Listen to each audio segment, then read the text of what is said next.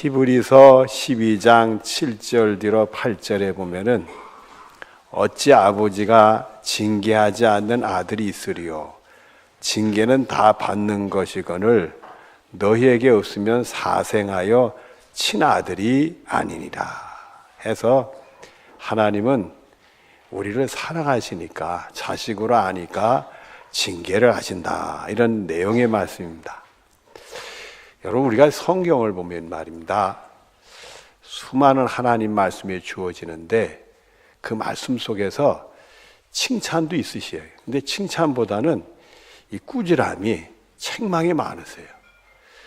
예수님의 이렇게 생애를 보면은 그 공생의 기간에 수많은 말씀을 우리에게 하셨는데 뒷부분으로 갈수록 이 훈계하고 책망하는 말씀이 많이 나오고 있습니다. 그래서 그 말씀을 우리를 사랑하셔서 이렇게 주시는 말씀인데 디모데후서 3장 16절과 17절에 보면은 모든 성경은 하나님의 감동으로 된 것으로 교훈과 책망과 바르게 함과 의로 교육하기에 유익하니 이는 하나님의 사람을 온전케 하며 모든 선한 일을 행할 능력을 갖추게 하려 함이니라 이렇게 말씀했어요. 이 성경은 하나님의 말씀인데 이 하나님 말씀은 우리에게 교훈과 책망을 주셔서 우리를 바르게 해서 의로 교육하기에 유익하다. 하나님의 사람으로 하나님의 구원받는 사람으로 교육되어지는 일에 유익이 있다는 거예요. 그래서 우리를 하여금 하나님의 온전한 사람이 되게 하고 하나님의 모든 선한 일을 행할 수 있는 능력 있는 사람으로 만들려고 하신다 이런 내용의 말씀입니다. 그러니까 여러분들이 말씀을 통해 교훈받고 책망받아서 하나님의 의로운 사람으로 바로 쓰고 또 교육되어서 하나님의 온전한 사람이 되시고 그리고 능력 있는 하나님의 선한 일을 할 수 있는 여러분들 되어지는 축복이 있어지기를 바랍니다. 오늘 말씀은 이 죄에 대한 책망에 대한 말씀을 하고 계십니다. 본문 1절을 보겠습니다. 그때 마침 두어 사람이 와서 빌라도가 어떤 갈릴리 사람들의 피를 그들의 제물에 섞은 일로 예수께 아뢰니 이 빌라도라는 사람은 당시 로마 총독으로 이스라엘을 다스리고 있었던 사람입니다. 이 빌라도라는 사람이 자신의 우상 앞에 제사를 지내면서 이 유대 사람의 피를 섞어서 제사를 지냈다. 지금은 있을 수 없는 일인데 옛날이니까 이런 일이 있고 이 빌라도라는 사람이 그 악한 지도자이기 때문에 이런 일들을 했다 이런 생각이 드는데 놀라운 것은 예수님은 그 오늘 본문 말씀 전개되는 내용을 보면은 이 빌라도의 그런 행위에 대해서는 별 관심을 보이지 않으세요. 오늘 본문 2절에 보면 대답하여 이르시되 너희는 이 갈릴리 사람들이 이같이 해받음으로 다른 모든 갈릴리 사람보다 죄가 더 있는 줄 아느냐 이렇게 돼 있어요. 죄에 대한 지적을 하고 죄에 대한 관심을 보이는데 아마 이 빌라도에게 죽임을 당해서 빌라도의 제물에 피가 섞인 사람들 그 사람들이 죄수였던 것 같아요. 죄수에서 사형을 받고 그 피를 가지고 빌라도가 그 제물에 섞어서 드리게 됐는데 사람들이 그런 참혹한 일을 당하면서 그 사람들이 죄가 많아서 그런가 보다. 이렇게 옛날에도 그렇지만 우리들도 어떤 사람이 큰 그런 어려움을 당하면 죄가 있어서 그런 게 아닌가. 우리 자신들도 내가 어려운 일을 당하면 죄가 있어서 그런 거 아닌가 이런 생각을 하잖아요. 그런데 그 사람이 죄수로서 죽음어서 그런 참혹한 일을 당했는데 예수님은 그 사람들이 죄가 많아서 그런 걸로 보지 말아요. 거기 있는 사람들은 죄가 없는 줄 아느냐 이거. 여러분 성경에는 의인은 하나도 없다 해서 죄인이 아닌 사람은 하나도 없음을 우리에게 말씀을 하고 계십니다. 요한복음 8장에 보면은 유대 사람들이 그 돌을 들어서 쳐서 죽이는 일들 중에 하나가 현장에서 간음한 일이 드러나면 그 사람을 돌로 들어 치는 그런 형벌이 있었어요. 근데 현장에 간음한 여인 하나가 잡혔어. 근데 예수님은 그 여인을 징벌할 것 같지 않아. 용서할 것 같으니까 이 유대인들이 하나님의 법은 그 여인을 돌로 쳐 죽이는 거니까. 그러니까 예수님을 시험하려고 끌고 왔어요. 그리고 예수님께 우리 율법에는 이런 사람은 돌을 들어 쳐 죽이는 건데 당신은 어떻게 하겠습니까? 이렇게 질문을 해. 그때 예수님이 뭐라고 말씀했느냐면 너희들 중에 죄가 없는 사람이 먼저 돌을 들어 치라 이렇게 했어요. 그러니까 자기들도 죄 있거든. 그러니까 양심에 걸려서 성경에 보면 양심에 찔려서 하나둘 다 떠나가고 돌 던진 사람 하나도 없게 됐다 이렇게 돼 있어요. 여러분들 우리가 우리를 돌아다 보면은 죄 없는 사람이 어디 있겠어요. 그래서 로마 3장 23절에 보면 모든 사람이 죄를 범하였음에 하나님의 영광 이르지 못하더니 모든 사람이 죄를 범해서 하나님 우리를 구원하시는 그 영광에 이를 수가 없었다. 그리고 오늘 본문 3절입니다. 3절을 보면 너희에게 이르노니 아니라 너희도 만일 회개하지 아니하면 다 이와 같이 망하리라. 회개를 촉구하면서 회개하지 아니하면 망한다와 같은 무서운 말씀을 하셨어요. 이 말씀은 곧 우리들에게 회개를 촉구를 하고 계십니다. 죄 없다는 사람이 없는데 죄가 있다 없다가 중요한 게 아니라 이제는 회개를 해야 되는 게 중요하다. 요한일서 1장 9절에 보면 만일 우리가 우리 죄를 자백하면 그는 미쁘시고 의로사 우리 죄를 사하시며 우리를 모든 불의에서 깨끗하게 하실 것이요. 내가 죄를 인정하고 회개를 하면 주님은 우리의 모든 죄를 다 용서하시고 우리를 모든 불의에서 깨끗게 하신다고 이렇게 약속의 말씀을 주셨어요. 우리가 죄인인 걸 인정하고 회개하면 주님은 미쁘시고 의로사 우리 죄를 다 용서하시. 그리고 모든 불의에서 우리를 깨끗게 해주실 줄로 믿습니다. 고린도전서 1장 18절에 보면 십자가의 도가 멸망하는 자들에겐 미련한 것이요 구원받는 우리에겐 하나님의 능력이라. 예수님이 우리의 죄를 짊어지시고 십자가에 못 박혀 돌아가셨는데 그걸 믿는 사람은 죄 용서를 받고 구원에 이르게 되는 거예요. 이 십자가가 도가 구원 얻는 우리들의 하나님의 능력이라. 정말 나 때문에 예수님이 나의 죄를 짊어지고 십자가에 돌아가신 걸 믿으면 하나님의 구원의 능력이 우리들에게 임하게 된다는 거예요. 우리 죄가 용서받고 모든 불의에서 깨끗게 하시는 하나님의 구원의 능력이 우리에게 임하게 된다는 거예요. 이런 은혜가 여러분에게 충만하게 있어지기를 바랍니다. 자, 본문 4절을 보겠습니다. 4절을 보면 또 실로암에서 망대가 무너져 치여 죽은 18사람이 예루살렘에 거한 모든 사람보다 죄가 더 있는 줄 아느냐. 예수님이 이렇게 했어요. 그 예루살렘 성에 실로암 못이 있습니다. 보통 우리 우물들은 이렇게 땅을 파고 거기서 물을 들어봐 이렇게 들이박을 보내서 길로 올리고 그러잖아요. 또 샘 같은 데 이렇게 해서 하는데 이스라엘 사람들도 우물을 파서 이렇게 하는데 주로 광야에서는 그러지만은 이 도시에서는 주로 우물들이 뭐 어떻게 우물들이 되느냐 하면 땅을 넓게 파요. 땅을 넓게 파가지고 무릉둥이를 만들어. 그 무릉둥이에 사람들이 계단을 타고 내려가서 무릉둥이 물을 길러 오게 돼. 실로암 못이 그런 못입니다, 여러분들. 조그만 못이 아니라 물론 아주 크진 않아요. 그 무릉둥이를 만들어 놓고 사람들이 계단 타고 내려가서 물을 길어 오는 그런 못이 있어요. 그 실로암 못 옆에 예루살렘의 망도, 적군이 들어가면 감시하는 망대가 하나 있었는데 그 망대가 오래됐는지 부실했는지 그만 그 망대가 쓰러졌어. 쓰러져서 그 인근에 있던 18명이 깔려서 죽었어.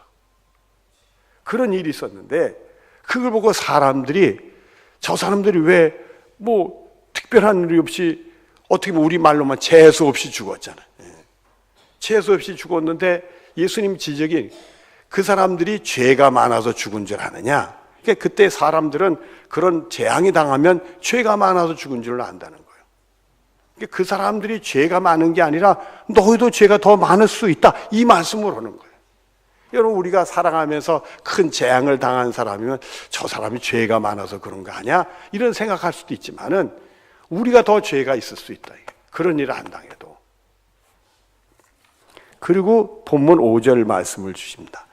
너에게 이르노니 아니라 너희도 만일 회개하지 아니하면 다 이와 같이 망하리라. 회개를 촉구하는, 회개하지 않으면 안 된다. 회개하라, 회개하라, 회개를 강조하고 예수님은 우리에게 계십니다.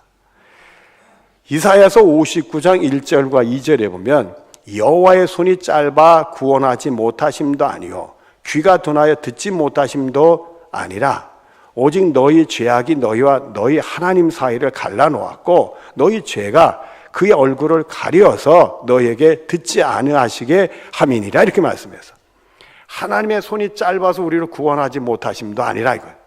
하나님의 귀가 어두워가지고 듣지 못하심도 아니라는 거예요. 우리의 죄악이 하나님과 우리 사이를 갈라놨다. 이게. 우리 죄가 하나님의 귀에 우리 소리를 안 듣게 만들어 놨다. 이거예요. 이 말씀을 통해 우리에게 촉구하는 것이 바로 모든 것이 하나님과 우리 사이에 문제가 생기는 죄악 때문에 이게. 죄 때문에 하나님과 우리 문제가 생겼으니까 빨리 회개하고 회복하도록 하라. 이 말씀을 주시는 거예요. 이사야서 1장 18절에 보면 여호와께서 말씀하시되 보라 우리가 서로 변론하자. 너희 죄가 주홍갈지라도 눈과 같이 희어질 것이요 진홍같이 붉을지라도 양털같이 희게 되리라. 정말 우리가 하나님 앞에서 죄인인 걸 인정하고 회개를 하면 우리 죄가 주홍 같을지라도 흰 눈같이 희어질 것이고 우리 죄가 진홍같이 붉을지라도 양털같이 희어진다라고 말씀을 하십니다. 그리고 히브리서 4장 16절에 보면 우리는 궁일하심을 받고 때를 따라 돕는 은혜를 얻기 위하여 은혜의 보좌 앞에 담대히 나아갈 것이니라. 하나님은 우리에게 궁일을 베풀어 주시는데 우리가 명심할 것은 옛날 이스라엘 사람들은 하나님은 거룩한 분이 우리는 죄인이요. 거룩한 분 앞에 죄인이 있으면 여러분들이 어둠이 빛이 비치면 어둠이 없어지는 것처럼 우린 죽는다고 생각한 거예요. 그러나 오늘 말씀들을 보면 우리는 하나님 앞에 쓸 수 없는 죄인이요. 그러나 예수님의 십자가의 공로로 회개해서 죄 용서받으면 언제든지 우리는 예수님의 이름으로 담대히 은혜의 보좌 앞에 나아갈 수 있게 되는 거예요. 여러분, 그래서 우리는 이 회개가 축복인 거예요. 하나님과 우리 사이에 가로막혔던 장벽을 허물어뜨리고 언제든지 우리는 예수의 이름으로 은혜의 보호자 앞에 나갈 수 있는 은혜와 축복이 우리들의 것이 되는 은혜란 말입니다. 여러분들에게도 그런 은혜를 누리시는 축복이 있어지기를 바랍니다. 요한복음 9장 1절과 4절에 3절에 보면은 예수님께서 제자들하고 길을 가시다가 날 때부터 소경된 사람을 하나 만났어요. 그걸 보는 순간에 이스라엘 사람들은 그런 소경이나 날 때부터 그런 재앙을 또 장애가 있는 사람이면 죄 때문에 그런 걸로 알거든요. 그러니까 제자들이 물어봤어 예수님께. 예수님, 저 사람이 날 때부터 소경된 거 누구 죄 때문입니까? 부모의 죄 때문입니까? 아니면 자신의 죄 때문입니까? 그 사람이 날 때부터 소경이 됐어. 그럼 누구 죄 때문에 저런 일이 생겼냐? 어떻게 보면 부모 죄 때문인 게 더 답일 것 같아. 근데 예수님은 뭐라고 답했는데 그건 누구 죄 때문에 그런 게 아니다. 부모의 죄 때문도 아니고 자신의 죄 때문도 아니고 하나님이 하시는 일을 나타내려고 했다.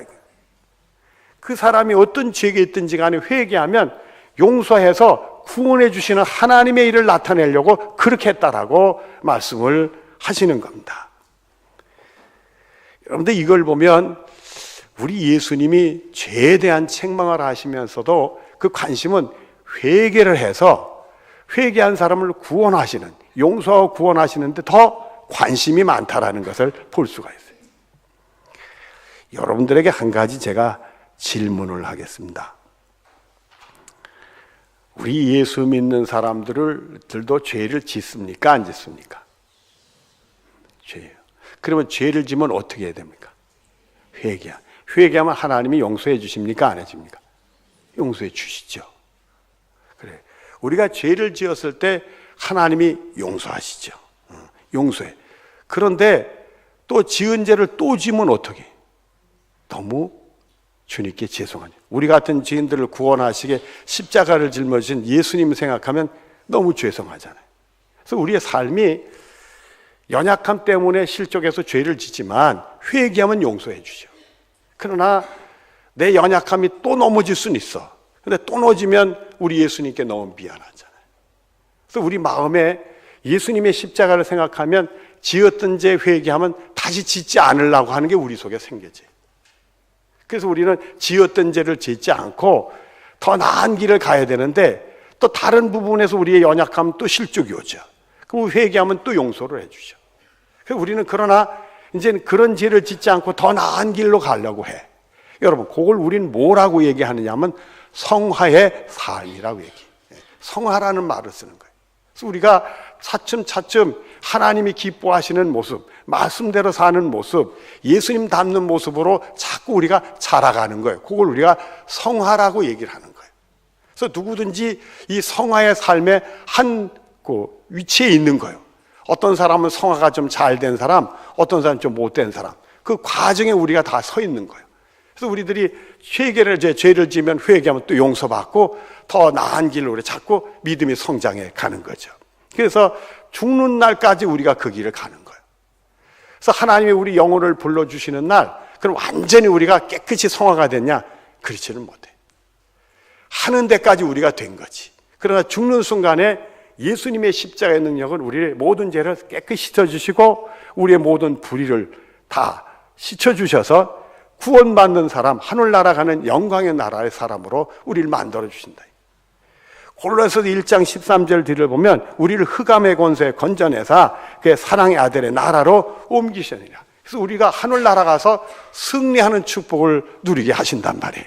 그러니까 여러분들은 우리가 살아가면서 이 성화의 삶을 꼭 기억을 해가지고 예수님이 십자가를 통해 다 내가 죄 용서받아 구원받지만 또 넘어질 수 있다. 그때마다 회개하고 돌아와서 다시 한번 우리 예수님께 가까이 가고 하나님이 기뻐하시는 길을 가는 믿음의 승리의 삶을 사는 여러분들이 되어지기를 바랍니다. 기도하겠습니다. 사랑이 많으신 하나님 감사합니다. 우리 연약함을 다 도우시는 줄로 믿습니다. 아버지 오셔서 우리를 다시 한번 새롭게 하여 주시기를 원합니다. 정말 그리스도 안에서 우리가 같이 짓고 그리스도가 다시 사신 것처럼 부활해서 새 생명 가운데 산다고 했는데 우리 죄를 발견하면 회개하고 다시 한번 하나님의 사람이 돼서 승리의 삶, 성화의 삶을 살아가는 우리 모두들이 되게 하여 주시옵소서. 예수님의 이름으로 기도드리옵나이다. 아멘.